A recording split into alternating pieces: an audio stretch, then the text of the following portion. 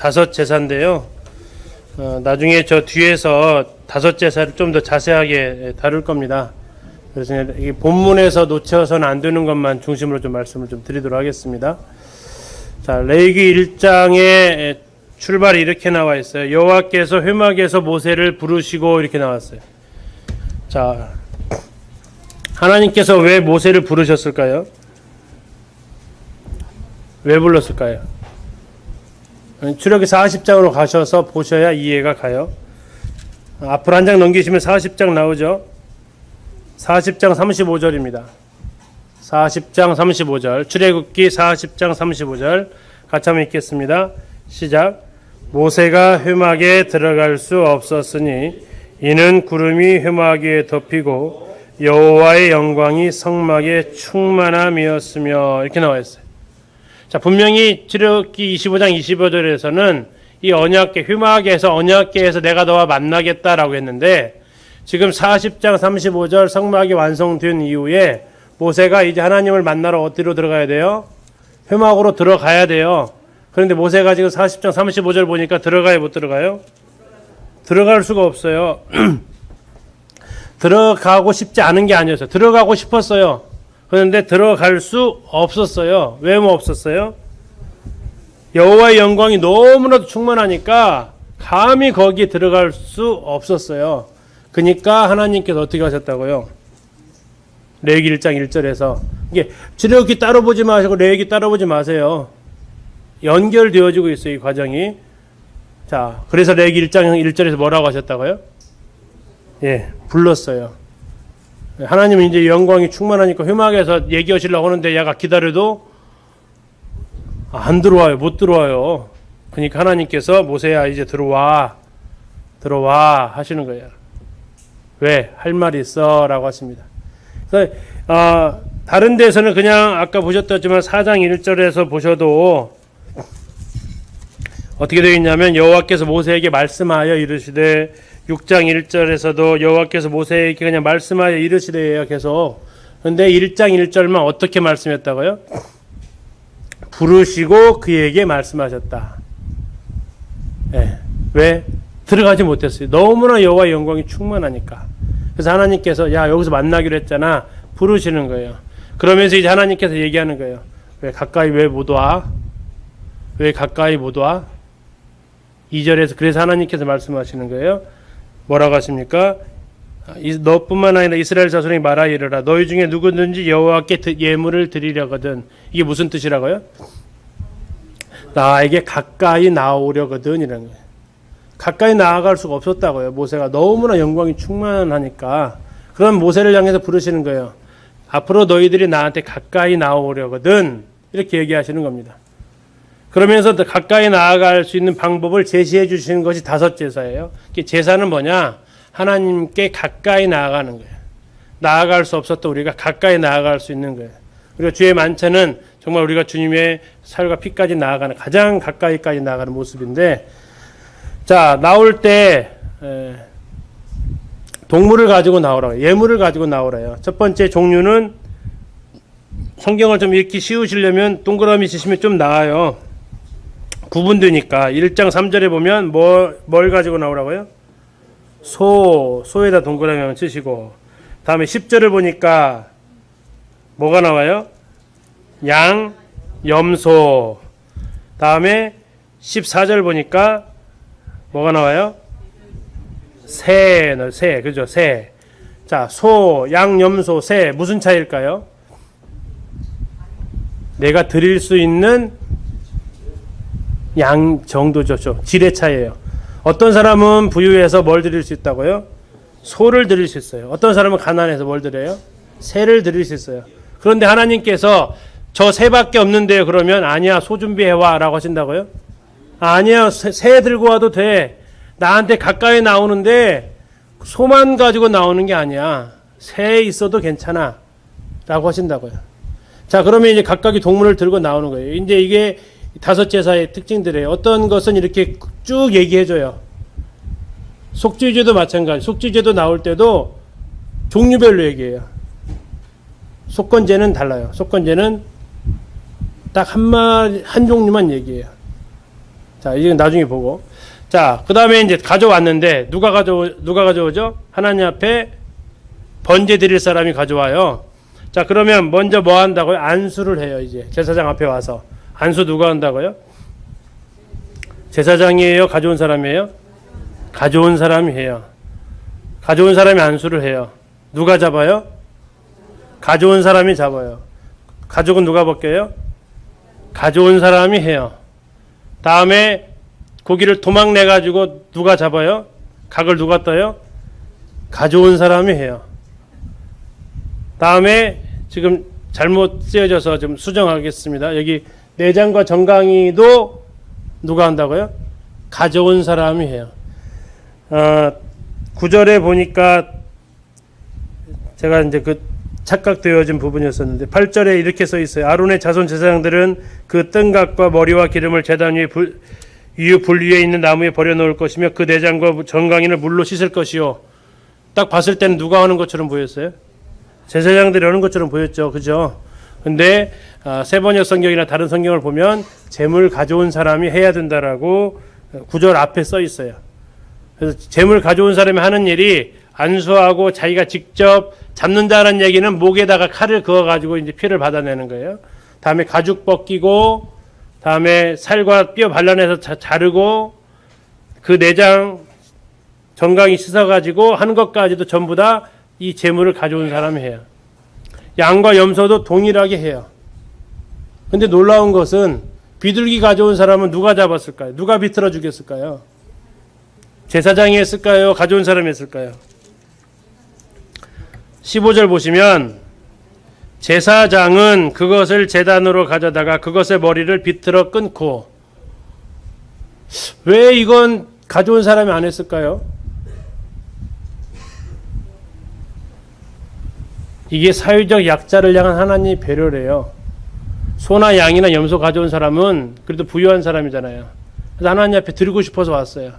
근데 새 들고 온 사람은, 주변에 봤을 때 아이고 저 사람 그냥 먹을 것도 없구만, 저거 들러 왔네, 이런 소리를 들을 수 있다는 얘기예요. 그래서 새는 정말 가난한 자가 드려지는 번제예요. 그래서 그것은 누가 가져왔는지 모르게 누가 들고 올라간다고요. 제사장이 들고 올라가서 제사장이 직접 잡아요. 소를 잡는 사람이 하나님 앞에 드려질 때 기뻤겠죠. 하나님 앞에 소를 드릴 수 있음이. 근데 더 드리고 싶은데 새밖에 못 드린다고요. 근데 새라도 드리고 싶은데 가져가면 주변에 눈총이 있죠. 근데 그래서 하나님께서는 새를 가져왔니? 그러면 제사장 네가 그 수고를 대신해줘. 표 안 나게. 하나님 너무 젠틀하세요. 네. 너무 멋지신 분이에요. 또 하나 이제 전 여기서 감동이 드는데, 어떤 분들은 1장 2절에서 감동을 받으셨어요. 이스라엘 자손에게 말하여 이르라, 너희 중에 누구든지 여호와께 예물을 드리려거든 가축 중에서 소나 양으로 예물을 드릴지니라. 어디서 감동 받으셨을까요? 가축에서 감동을 받으셨대요. 가축에서. 왜 가축에서 감동을 받았을까요? 싸납지 않아서. 만약에 너희 중에 누구든지 여호와께 예물을 드리거든 호랑이나 사자종이야 이러면 어떻게 됐을 것 같아요? 예물이 되는 게 아니라 그냥 밥이 될 수도 있잖아요. 그런데 하나님 너무나도 은혜로우셔서 네가 기르는 가축 중에서 가져와라 라는 거예요. 어렵지 않다라는 거예요. 그래서 여기 가축에서 굉장히 또 감사를 받으신 분이 계시더라고요. 어쨌든 하나님께서 우리에게 못 바칠 것을 가져오라고 한 적이 없다. 다음에 없어서 못하게 하신 적도 없다. 하나님은 소를 드리는 사람도 기쁘시게 받으시지만 정말 새를 드리는 사람도 과부의 두렙돈처럼 그의 전부였을 때 하나님께서는 정말 기쁘게 받으시고 소를 가져와서 드리는 것보다 더 하나님께서 감동하실 수 있다. 이게 하나님의 은혜입니다. 자, 어디서 잡느냐? 11절에 보니까 아까 말씀드렸던 거예요. 1장 11절. 그가 제단 북쪽 여호와 앞에서, 그러니까 번제단 북쪽이에요.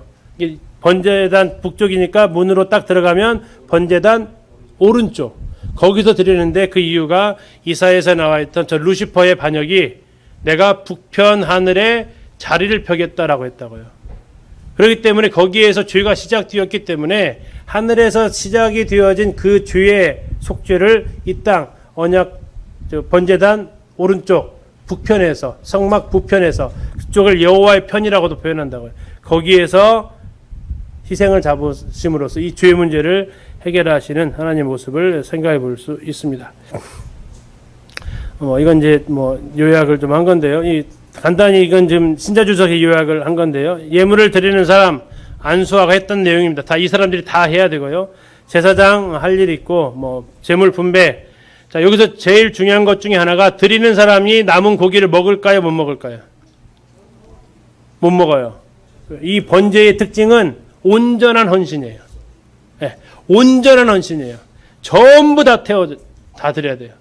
제사장들조차도 가죽 외에는 먹을 수 없었어요. 왜? 전부 다 하나님 거예요. 번제가 특징이 온전한 헌신. 100%의 헌신이에요. 그래서 이것을 드린 사람이 털끝만큼도 먹을 수 없어요. 유일하게 먹을 수 있었던 제사가 뭐냐면 화목제물을 먹어요. 속죄제는 죄가 들어있어도 못 먹고요. 그 소를 가져온 사람이 하는 얘기입니다. 소를 가져온 사람. 제사장이 아니고 예물을 가져온 사람이요. 무슨 동물이에요? 양이죠. 번제 드리는 장면. 지금 이 6월절 제사는 이스라엘 가면 사마리아 그 마을에서 하고 있습니다. 이렇게 이제 제사를 드려지는데요. 저것을 킵이라는 그 유대인 그 토라 연구하는 단체가 있는데 저거 해놓고 제재 받았어요. 예, 그 고소가 들어갔습니다. 그 동물 일쪽에서 해가지고 아마 벌금 물었을 거예요. 예, 그 뒤로 지금 못 하고 있습니다. 찍어놓은 필름만 지금 돌아다니는 것 같아. 예, 그 아까 보시니까 많은 사람들 쭉 왔잖아요. 교육하기 위해서 왔는데 동물 단체에서 저것을 이제 못하도록. 그래서 지금 사마리아에서 매년 6월절 제사를 하는데 그것도 지금 동물 뭐라고 그래요? 분들을 동물 보호하는 그 사람들 와가지고 데모하고 있어요. 못하게. 자, 어쨌든 이렇게 제사를 드리기 위해서 세 가지 조건이 필요한데요. 제일 중요한 것이 성전이 필요합니다. 성막이 필요합니다. 제사 드릴 장소가 필요한 거죠. 두 번째 뭐가 있어야 돼요? 제물이 있어야 됩니다. 희생 제물, 속죄 제물이 있어야 돼요. 번제 제물이 있어야 됩니다. 그리고 또 누가 있어야 돼요? 그렇죠. 제사장이 있어야 됩니다. 이 성전과 성막과 제물, 희생 제물과 제사를 드려줄 제사장이 존재해야만 제사를 드릴 수가 있어요. 근데 이 제사 드리는 이 세 가지 조건이 바로 우리 예수님을 통해서 완성이 됐다라는 얘기입니다. 첫 번째 제사 드리는 장소인데요. 예수님께서는 요한복음에서 너희가 이 성전을 헐라 그랬죠. 내가 사흘 만에 일으키리라. 근데 예수님이 이 말은 누구를 가리켰다, 뭘 가리켰다겠어요? 성전된 자기 육체를 가리키신 것이라 했어요. 예수님이 누구시라고요? 성전이라고요. 그 다음에 예수님께서는 보라 세상 죄를 지고 가는 하나님의 어린 양이로다 라고 요한복음 1장 29절에서 말하고 있고, 그는 하나님께서는 그 아들을 하나님과 우리를 향한 화목제물로 삼으셨습니다. 그래서 그분이 뭐가 되셨다고요? 또 하나 희생제물이 됐다고요. 이제 뭐 남았습니까? 제사장이죠. 그분은 어떤 분이십니까? 히브리서의 영원한 대제사장이십니다. 이 예수 그리스도는 자신의 몸으로 자신이 희생제물이 되어서 자신이 직접 하나님 앞에 뭘 드렸어요? 제사를 드렸어요. 그게 희생제사. 나를 살리시기 위해서 그분이 직접 자신을 죽이신 모습이라는 거예요. 그래서 내가 살기 위해서는 누가 죽어야 된다고요? 내가 살기 위해서, 형제자매들 살기 위해서 누가 죽으셨다고요?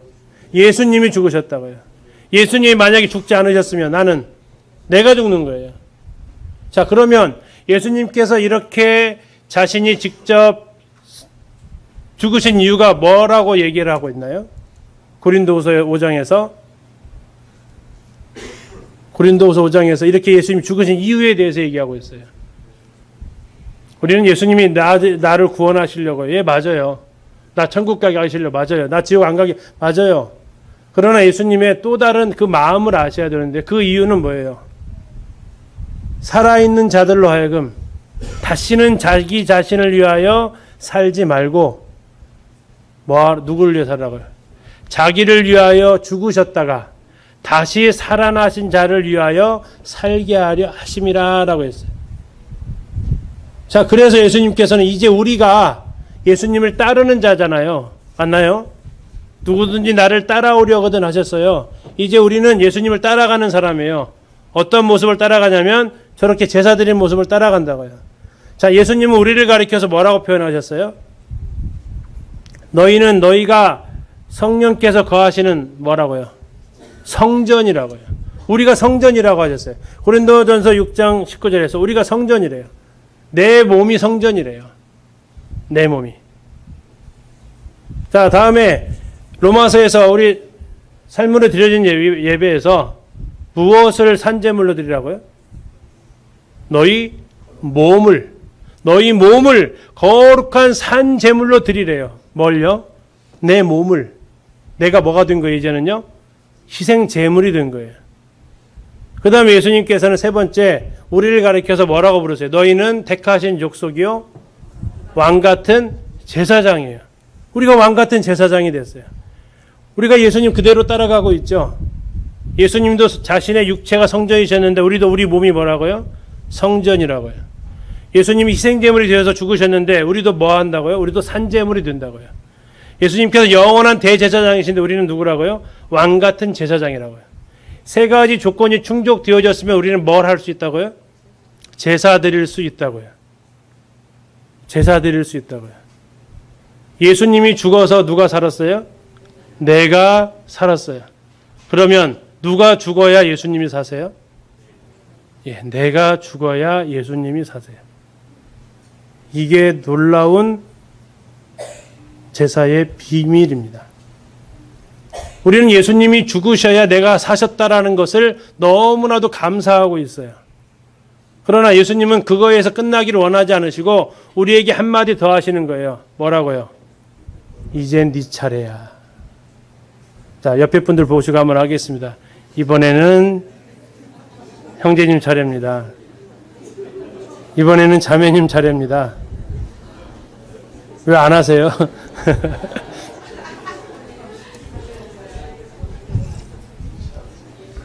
예수가 죽어서 내가 살고 이제는 내가 죽어서 예수로 사는 삶. 갈라디아서 2장 20절이 이 비밀입니다. 내가 그리스도와 함께 십자가에 못 박혔어요. 동일하잖아요. 그런즉 이제는 내가 사는 것이 아니요 오직 내 안에 예수께서 사신 것이라. 이제 내가 육체 가운데 사는 것은 나를 사랑하사 나를 위하여 자기 몸을 버리신 예수 그리스도를 믿는 믿음 안에서 사는 것이라. 예수 죽고 내가 살았다면 이제는 내가 죽고 예수님이 사실 차례라고요.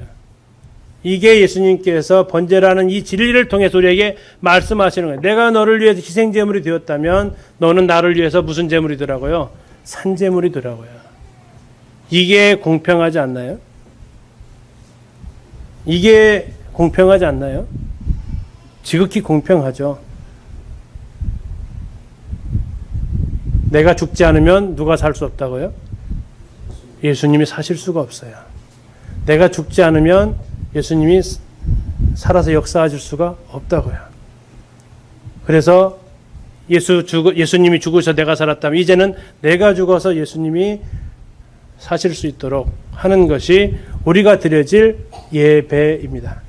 그것이 어디서 나온다고요? 우리 만찬 예배를 통해서 우리는 뭘 기억합니까? 저기 신령으로 드려지는 만찬 예배를 통해서 뭘 기억해요? 예수님이 죽으셔서 어떻게 됐다고요? 내가 살았구나. 우리는 삶을 통해서 뭘 기억한다고요? 그럼요? 이제는 내가 죽음으로 예수님이 사시게 해야 된다는 얘기예요. 그리고 그것을 실제 생활에서 섬김을 통해서 구현해내는 거죠. 섬김이라는 게 뭐예요? 어느 사람이 예수님이 십자가 앞에 서서 고백했다는 얘기죠. 예수님 두 손 날 위에 못 박히셨으니 더 이상 그분 일하실 수 없어요. 그러나 내 두 손은요 자유로워졌어요. 예수님 두 손이 못 박히시면 내 두 손이 자유로워졌으니까 이제 내 두 손을 당신이 일하시고 싶은 곳에 쓰게 해주십시오. 예수님 날 위에 두 발 못 박히셨으니 예수님 어디를 가고 싶으셔도 가실 수가 없군요. 그러나 예수님 못 박히심으로 내 두 발이 뭐해졌다고요? 자유로워졌으니 예수님 가시고 싶은 곳에 내 두 발 가게 하소서. 예수님 날 위해 머리에 가시면류관 쓰셨으니 더 이상 생각하거나 이것이 할 수 없겠군요. 이제 예수님, 그러나 내 머리가 자유로워졌으니 예수님이 생각하시고 예수님이 꿈꾸시는 것 제가 꿈꾸고 생각하게 하소서. 예수님 그 옆구리에 창 맞으셨으니 예수님 그 심장이 멎으셨군요. 그러나 내 심장은 자유로우니 예수님의 그 뜨거운 사랑 내가 가지고 전하게 하소서라고 그 십자가 앞에서 했던 그 고백이 있습니다. 우리가 바로 신령으로 드려진 예배를 통해서 나 위에 예수님 죽으셨구나. 거기서 끝나는 게 아니고 우리의 그 이후의 고백은, 일주일의 삶은 이제 내가 죽음으로 예수님이 사시는 삶, 그리고 구체적으로 그러한 삶이 전도를 하고 찬양을 하고 섬김을 하고 이러한 삶으로 이어지는, 그게 바로 예배입니다. 구약으로 말하면 제사입니다. 하나님께서 우리에게 이것을 부탁하고 계십니다. 아니, 어쩌면 부탁이 아니고 명령입니다. 명령. 두 번째 소재입니다. 소재, 히브리어로 민하입니다. 민하, 예물이라는 뜻, 교제라는 의미를 가지고 있는데 고운 가루입니다. 몇 번 정도 빻으면 고운 가루가 나오죠. 빻으면 빻을수록 아마 고운 가루가 나올 겁니다. 그리고 그 고운 가루에다가 기름을 붓고 유향을 놓습니다. 유황하고 유향은 다릅니다. 유향을 놓습니다. 그리고 이제 제사장이 가루 한 움큼을 갖다가 번제단에다가 불사르면 이게 소재입니다. 그 나머지는 이제 제사장들 가져갈 수 있는데, 소재의 종류는 드려지는 방법에 따라서 세 가지가 있어요. 화덕에다 구울 수도 있고 철판에 구울 수도 있고 냄비에 찌을 수도 있어요. 다양한 방법을 하는데 다 부서지는 모습입니다. 이때 주의사항이 넣어서는 안 되는 것 두 가지가 있습니다. 첫 번째, 누룩입니다. 누룩은 뭐 하는 기능이 있어요? 부풀려지는 거 있어요. 자, 꿀은 넣어서도 안 됩니다. 꿀은 어떤 기능이 있어요? 굉장히 달게 만들죠. 자, 이것은 둘 다 공통적인 특징은 본질을 훼손시킵니다. 요만큼 했는데 이스트 넣으면 요만큼 부풀어요. 그죠? 맛 하나도 없는데 거기서 꿀 넣어가지고 맛있게 만들어요. 이걸 하나님께서는 원하시지 않는다고요. 우리의 하나님 앞에 드려지는 이 소재도 마찬가지입니다. 이 소재를 통해서, 번제도 마찬가지고 소재도 통해서 예수 그리스도를 본다면 예수 그리스도로 끝나지 않아요. 소재도 나에게 적용이 돼야 한대요. 그대로 적용이 돼요. 자, 번제, 소제, 화목제, 속주제, 속건제 이렇게 가요. 이거 순서는 아까 했던 예수님께서 우리를 죄를 위해서 해결하신 모습이에요. 자, 번제가 뭐라고 했죠? 하나님이 온전하게 우리를 자신을 내어주시기 위해서 이 땅에 오셨어요. 소제는요? 이 땅에 오셔서 부서지고 깨어지고 하셔서 그분이 완전하신 그분이 완전히 고난을 받으셔서 완전히 낮아지셨어요. 무엇 때문에요? 화목제 드리시려고. 하나님과 우리를 화목하게 하시려고. 그래서 어떤 결과가 나왔다고요? 우리의 주의 본성이, 주의 근원이 깨졌어요. 마귀의 머리가 깨졌고 마귀의 일이 멸해졌어요. 그리고 우리의 죄악의 이런 열매들이 더 예수 그리스도를 통해서 구속함을 받았어요. 자, 그럼 우리는 순서가 어떻게 될까요? 우리는 이렇게 올라가게 돼요. 어떻게 올라가요? 제일 처음에 뭘 우리가 알게 돼요? 속건제를 통해서 알게 돼요. 사람들한테 피해를 입힌 걸 통해서 내가 왜 죄인인 걸 알았냐면 내가 죄 짓는 모습을 통해서 내가 죄인인 걸 알게 돼요. 그죠? 아, 내가 속건제에 나와 여러 가지 죄들을 보면서 내가 죄인인 걸 알게 돼요. 속건제를 통해서 내가 속죄자가 필요한 사실을 알게 된다고요. 그래서 예수님 앞에 나아가요. 그 다음에 속죄를 받으려고 했더니 뭐가 문제예요? 하나님과의 관계가 깨진 것이 문제예요. 그래서 우리는 뭐가 필요한 존재예요? 화목제가 필요한, 예수 그리스도의 화목제가 필요한 거예요. 우리는 예수 그리스도 통해서 이제 하나님과 화목되어졌어요. 하나님과 화목되어진 우리에게 그 다음 단계가 뭐예요? 예, 우리가 깨어지는 거예요. 우리가 죽는 거라고 아까 했잖아요. 예수로 죽고 내가 살았다면 내가 죽고 예수로 사는 삶. 깨어지고 부서지고 낮아지는 거. 소재. 어느 정도까지요? 온전히 전부 다. 그래서 하나님께서 우리에게 접근하시는 방법은 번제, 소제, 화목제, 속주제, 속건제예요. 우리가 하나님께 나아가는 순서는요. 속건제, 속죄제, 화목제, 소제, 번제로 나아가요.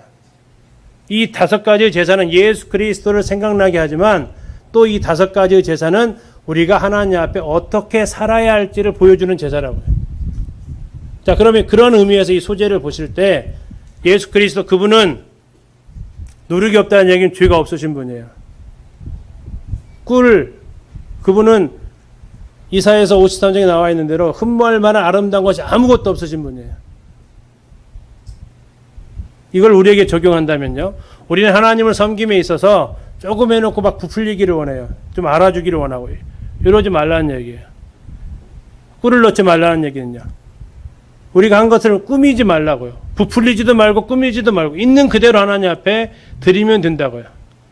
그리고 이것은 변하지 않는 소금 언약이에요. 소금을 반드시 치라고 하십니다. 자, 이 소제도 곡식 제사입니다. 제사 예물 드릴 사람이 가져오고 제사장은 이것을 갖다가 이제 불사릅니다. 이 제물은 누가 하냐면 하나님의 것입니다. 제사장도 나머지를 먹을 수 있습니다. 그러나 예물을 드린 사람은 가져가요, 못 가져가요? 못 가져가요. 예, 번제도 못 가져갑니다. 소제도 못 가져갑니다. 하나님 앞에 온전히 부서지는 거예요. 세 번째 화목제입니다. 셀렘, 샬롬 아시죠? 거기에서 같이 나온 단어입니다. 자, 이 화목제도 마찬가지인데 제물이에요. 순서가 이래요. 첫 번째 무슨 제물? 소, 그 다음 양, 그 다음 염소. 또 있을까요, 없을까요? 네, 또 있어요, 뒤에. 이 6장에 가면 또 다른 내용이 나와요. 근데 이제 이 중요한 것은 뭐냐면 하나님과 화목하게 하는 길도 어떻다고요? 번제랑 동일하게 소만 있어서 되는 게 아니고 양도 되고 염소도 되고 나중에는 새도 되고 더 나아가서 그것마저 없는 사람은 가루까지 돼요. 화목하게 하는 길도 하나님이 폭넓게 열어놓으셨다고요. 나는 이래서 안 돼요, 저래서 안 돼요가 하나님 어떠한 경우도 다 되게 하셨어요. 그러면서 하나님께서 이제 나중에 17장에서 하겠지만 기름하고 피는 절대 먹지 마라 라고 하십니다. 자, 왜 먹지 말라겠을까요? 하나님 거래요.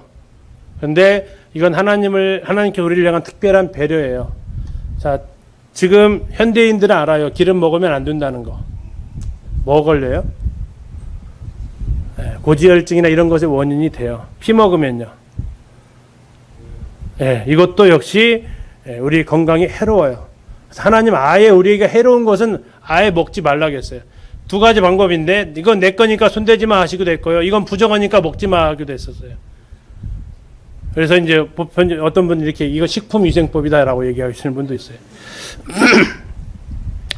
자, 화목제 동일합니다. 예물을 드리는 사람 짐승 가져와서 안수하고 잡고 단 위에 불사릅니다. 제사장이 그거 하고요.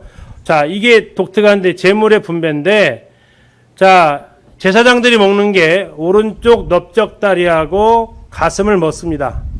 자, 가슴은 사랑이죠. 하나님의 뜨거운 사랑입니다. 넓적다리는 능력입니다. 그래서 이 제사장은 이 화목제를 통해서 하나님의 사랑과 하나님의 능력을 알게 되고, 자, 이게 이제 특이한 건데, 제물을 드리는 자가 분깃을 취할 수 있는 유일한 제사예요. 5가지 제사 중에서 제사를 드린 사람이 음식 먹을 수 있는 유일한 거, 화목제. 왜 화목제를 먹을 수 있을까요? 왜 먹을 수 있을까요? 화목되었으니까. 저기 안 되었으면 못 먹으면 아직 껄끄러운 거예요. 근데 이제 먹으라 이거예요. 하나님 먹어라. 그러면 뭐예요? 화목해졌다라는 거예요. 하나님과 화목이 이루어졌다라는 선언이에요. 그래서 먹을 수 있어요. 자, 네 번째 속죄제가 나오는데, 관역을 벗어난 것이 주의라는 거죠. 자, 이것도 역시 마찬가지입니다. 이건 두 가지로 나누는데요. 제사장과 회중으로 나누고요. 족장과 평민으로 나눠요. 그래서 드려지는 예물이 달라요. 제사장과 회중은 뭘로 드렸어요? 수송아지로 드렸어요. 족장하고 평민은 순념사, 안념사, 암양 이런 걸로 드렸어요. 자, 이럴 때 이제 중요한 것은 죄를 깨달으면 하래. 죄를 깨달으면.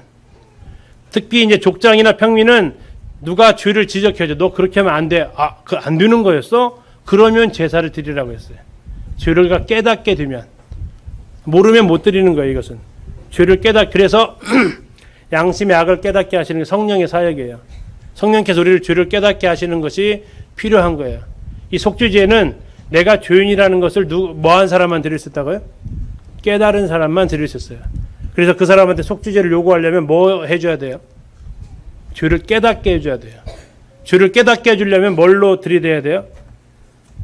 하나님 말씀으로 들이대야죠. 모르니까. 그래서 네가 지금 범한 게 율법이야 라고 제시를 해주는 겁니다. 이 속죄제의 이 특징을 아까 말씀드린 대로 대제사장과 회중은 따로, 족장과 평민 따로, 방법도 약간 달라요. 근데 이것은 뭐 이렇게 세세하게 설명을 안 드리겠습니다. 설명 드려도 금방 까먹으실 거니까 그냥 잘 관심 있게 보시면 돼요. 대신 구분하고 있구나. 왜 구분하고 있는가는 나중에 다섯 제사에 가서 보여드릴 거예요. 마지막 속건제 말하고 마치겠습니다. 속건제는 피해 보상하는 거예요. 피해 보상. 몇 퍼센트 피해 보상하면 20% 피해 보상이에요. 많아요, 적어요? 20% 피해 보상이? 이때 당시는 꽤 되는 양이에요. 1,000만 원 손에 끼쳤으면 얼마 갚아야 된다는 얘기예요? 1,200만 원 갚아야 되는 거예요. 적은 양이 아니에요. 그런데 이것을 몇 배로 갚은 사람이 삭개오예요. 내가 토색한 일이 있으면 내가 4배 갚겠대요. 그러면 그 사람은 삭개오는 이 속건제에 비하면 몇 퍼센트를 더한 거예요? 네? 200% 더한 거예요. 2000%인가요? 20배 더한 거예요. 20배. 어마어마하게 그새는 속건제를 드렸어요. 자, 이때 이제 두 가지가 있다겠죠. 하나는 성물에 대한 보상, 또 하나는 이웃에 대한 보상. 성물은 뭐부터 한다고요? 제사부터. 그리고 보상하고. 이웃한테 한 것은 보상하고 제사 드리고. 이게 속건제가 좀 다릅니다. 자, 이제 보셨으니까 다음 주 시작할 때는 이 다섯 제사 쪽으로 가셔서 이렇게 다시 한번 복습하고 시작하도록 하겠습니다. 어려우신 것이 아니고요. 생소한 거다. 성경은 계시의 책이라고 하거든요. 계시는 보여주면 보일 수 있는 게 계시예요. 머리 똑똑한 사람이 아는 게 아니라 하나님이 가르쳐 주시면 알 수 있는 게 계시입니다. 그래서 내가 많이 안 들은 단어지 모르는 단어는 아니다라고 생각하시면